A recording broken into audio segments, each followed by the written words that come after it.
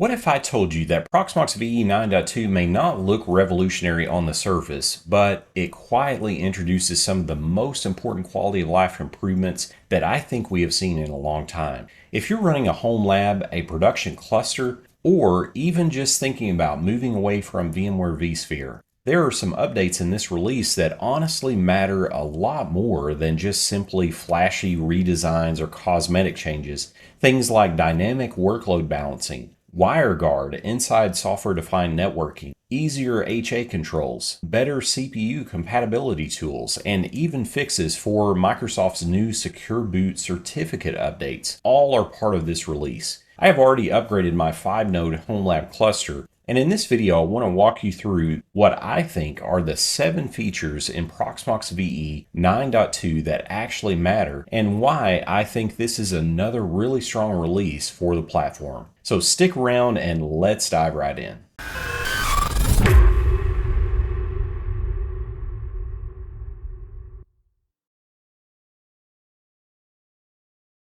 The first feature that I want to talk about is honestly one of the biggest changes I think in this release.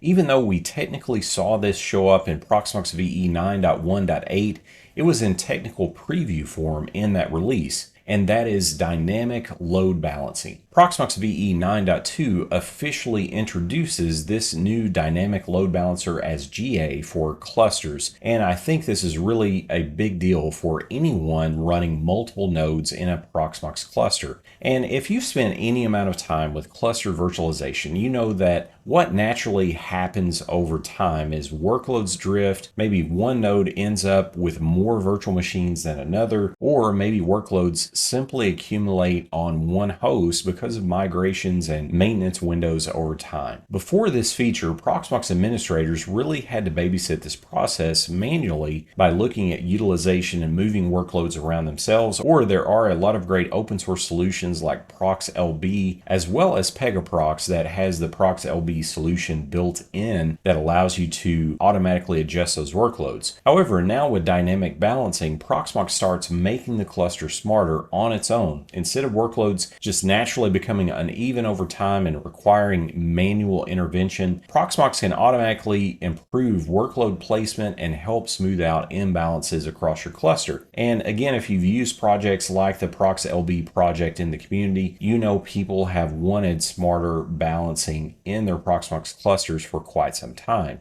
Now for home labs, you may be thinking, Brandon, I only run one node, or maybe I only have a couple of systems. But I still think this matters because most of us eventually start clustering at some point. If you have a single node today, you may want 2 or more nodes in the future. Dynamic balancing helps to smooth out those natural workload imbalances without having to do that constant manual babysitting. The next feature is one that I think many people will overlook at first, but I actually think it's quietly huge, and that is the WireGuard support that has now been included in Proxmox SDN fabrics. Proxmox VE 9.2 expands software-defined networking functionality by allowing WireGuard to be used as a fabric protocol. Now, this may sound niche at first, but if you have experimented with stretched networking, disaster recovery labs, hybrid cloud connectivity, or even simply extending a home lab between locations, this becomes really exciting. Also, following along on the announcement of WireGuard in the Proxmox SDN fabrics, another networking improvement in Proxmox VE 9.2 is better BGP and EVPN filtering. Now, I know some of you may immediately tune out when you hear terms like BGP route maps or prefix lists because it starts sounding very enterprise and very networking heavy, and that is true in some regard. Stay with me because I think the takeaway here is actually pretty simple in the fact that Proxmox SDN continues to mature in a big way. And I think Proxmox 9.2 with these additional capabilities is helping to show that. Now, what Proxmox is continuing to add here is more fine-grained route filtering with route maps and prefix lists. So if you're running BGP and EVPN networking, route filtering matters because it gives you much more control over how your routing information is exchanged from one side or advertised to another. Without that filtering, routing can get pretty messy and overly permissive perhaps in some of the route configurations, especially in larger environments. Now, realistically, I think most home labbers are not going to just jump into these advanced networking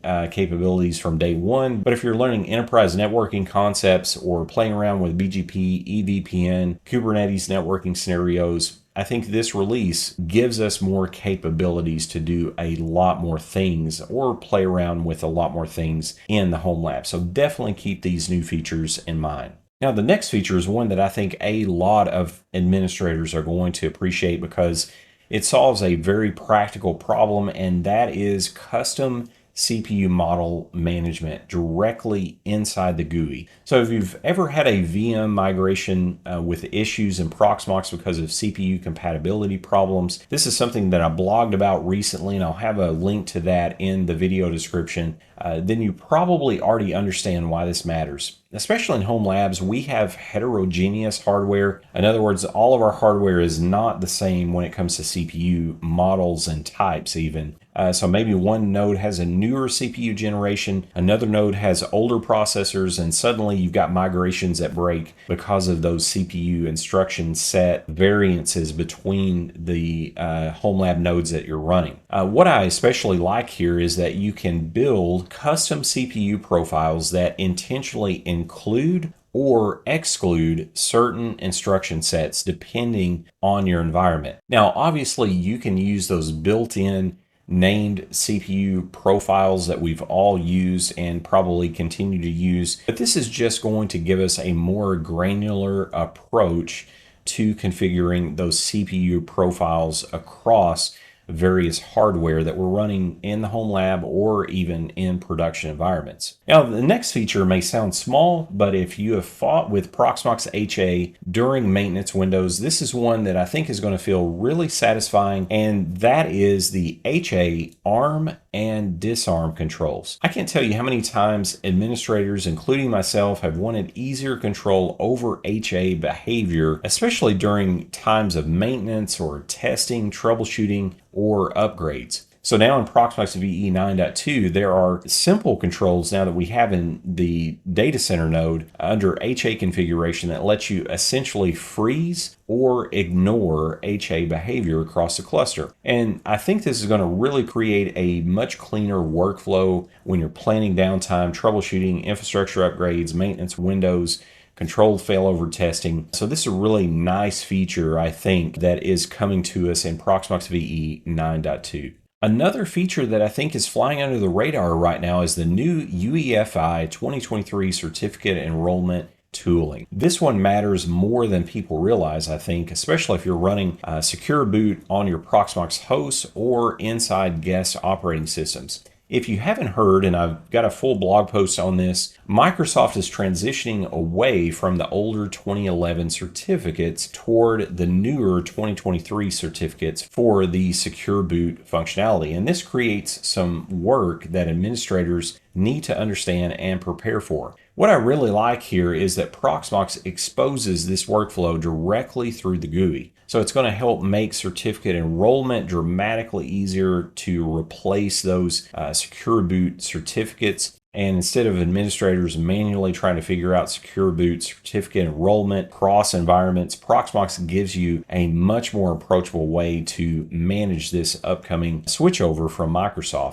And honestly, if you have ever gone through similar certificate enrollment workflows, if you've looked at VMware vSphere's enrollment KB regarding this 2023 UEFI certificate management, you're probably going to appreciate how much simpler this feels in Proxmox. If you're running Windows workloads, Linux workloads, anything that has secure boot enabled, this new 2023 UEFI certificate enrollment workflow in Proxmox is very welcome, and it's going to help with that administrative burden getting those changed out. Now let's talk about some of the under the hood upgrades, because while these are not flashy, I think these types of things also matter quite a bit in real world usage. Proxmox VE 9.2 upgrades a lot of the foundational software included in Proxmox, and so now it's built on Debian 13.5, Trixie release, Linux kernel 7.0, QEMU 11.0, LXC 7.0, ZFS 2.4, and Ceph updates including Tentacle 20.2.1 as the stable new release, and Squid 19.2.3 as the alternate release.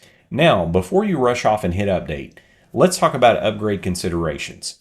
The good news is that Proxmox VE 9.2 upgrades are pretty straightforward.